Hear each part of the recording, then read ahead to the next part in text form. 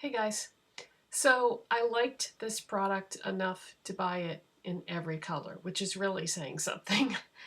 These retail for $6.99. What am I talking about? The Maybelline Color Strike Cream to Powder Eyeshadow Pens. They're new at the drugstore. And they come in 10 shades. They're $6.99 each. You can buy them, pretty much any place that sells Maybelline. And when I first bought these, I did a video about the ones that I had bought, and I talked about the color selection.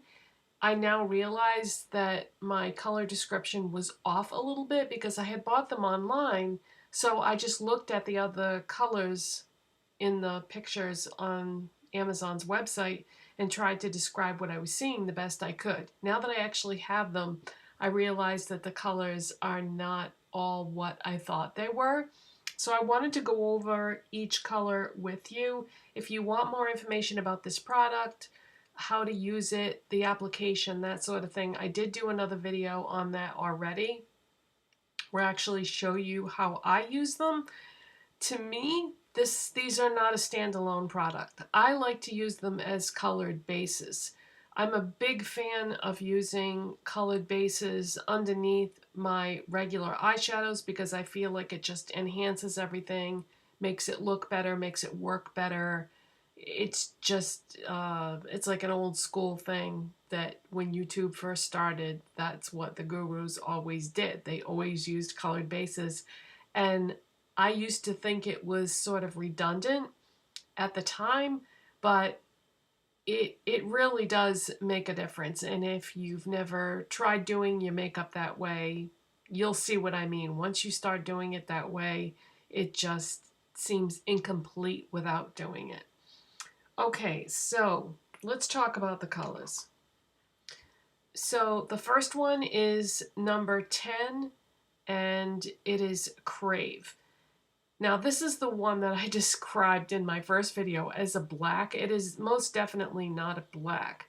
It is a deep purple, and that is what it looks like swatched. So that's about as deep of a purple as purple can get. So that's Crave. And by the way, if you didn't watch that other video, these have a sponge tip applicator. And then it just, the component twists to open and close it. It doesn't click or anything, but that's how it works. Okay, the next shade is number 15, and it is called Tempt. And this is, I'm going to call this a burgundy, but you could also call it a plum. But yeah, it's a burgundy. And there it is there. But see how it like straddles the line between burgundy and plum, like it's, well, just to give you an example, my lipstick is a burgundy, so it's not quite as deep as a traditional burgundy, but it's not quite as bright or light as a plum either. So somewhere is between a plum or a burgundy. Actually, the last shade I talked about could also be described as a deep plum, because you know how when you buy plums at the supermarket, you can get the deep purple ones or the brighter, lighter kind. It just depends on what type of plum you're buying. So these first two shades could actually both be plums, really. Okay, and then the next one is number 20, Charm. This is a warm pink. And I don't remember what I described it as in my first video, but so it's it goes on a bit lighter. You could build it up if you wanted to, but I don't really need to because I always put eyeshadow over these. Oh, and I didn't talk about finishes. Crave is a matte, and Tempt is also a matte, and so isn't Charm. But yeah, there are two finishes in these. Okay, so the next one is Spark, which is number 30. And that is right there. This is probably the lightest out of the bunch. And this is a metallic finish, and I would describe this as a pink champagne. So that's Spark. And the next one is number 35. It's Flash, and this is a gold. There's no doubt about it. There's no questioning this one. This is most definitely a gold. And you can clearly see that by looking at the component. All right, the next one is number 40, and it's called Rally. And there it is in the component. And there it is swatched. This one, I would say, is a copper. Next is number 45, Chase. And there it is in the component. This is a warm brown. And that's what it looks like swatched. And I have that on underneath my lid shade. Next is number 50, Hustle. That's what it looks like in the component.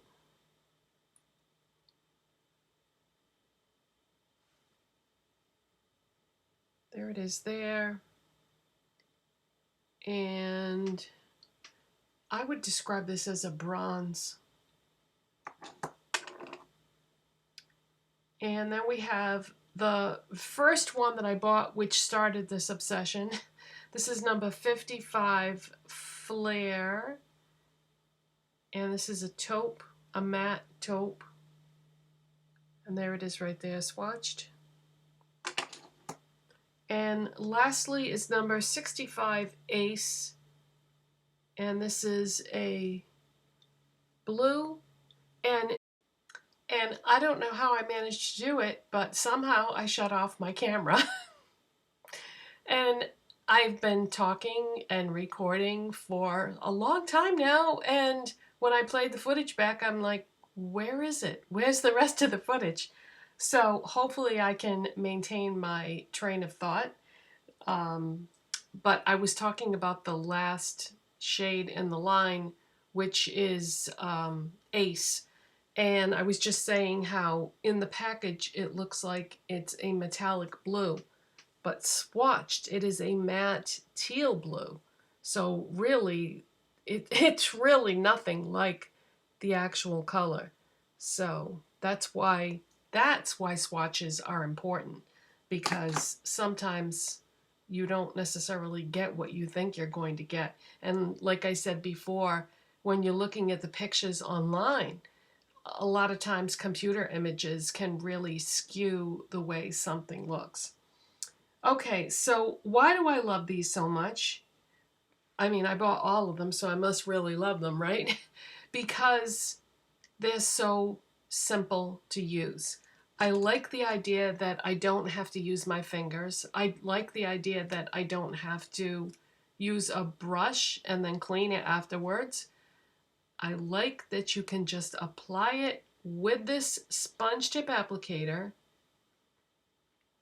and they dry almost instantly.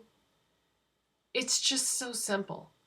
I don't feel as if it's a standalone product though. I don't feel as if it deposits that much color, and it doesn't necessarily deposit it evenly depending on which color we're talking about.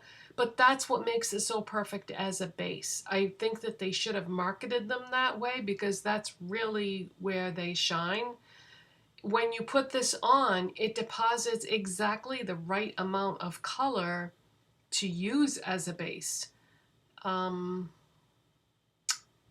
I suppose you could use it on its own, but I really don't recommend it to be used that way. Let's see, what else can I tell you about these? Oh, the shade range. Yeah, they left out, if you look at the numbers and then the color names that go with them, they skipped over 2 different numbers. So I'm thinking that there were 2 more shades that got deleted, or depending on how successful these are, they might release 2 more shades in the line later on, depending on how these do. Now, what shades are not there that they would add? I'm thinking possibly a silver and possibly like a matte khaki green or a metallic emerald green. That's a very trendy shade right now. But yeah, I mean, those are the only ones that I can think of off the top of my head. But yeah, I really, really like these. I would say just pick up one. You can get them at pretty much any place that sells Maybelline. Right now, I started off buying them on Amazon, and then I started seeing them in stores. So they might be a little tough to find now because they are a brand new product. Brand new? Why did I need to say brand twice? I don't know. But yeah, I really enjoy these, and I wanted to make sure that I showed you these swatches because these are not accurate to the actual component when you look at it. Well, some of them are, but some of them aren't. I mean, that blue is the best example of how it can be kind of deceptive about what you get actually versus what you're looking at on the component.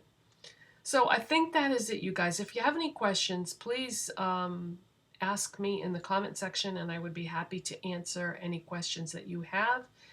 And if you want to know more about this product, I did do a video on them already. So just check out that other video, and chances are the information you're looking for will be in that video. And I also did a demonstration and showed you how I apply them and, you know, how much product is being applied and that sort of thing. All right, so thanks for watching, you guys, and I'll see you next time. Bye.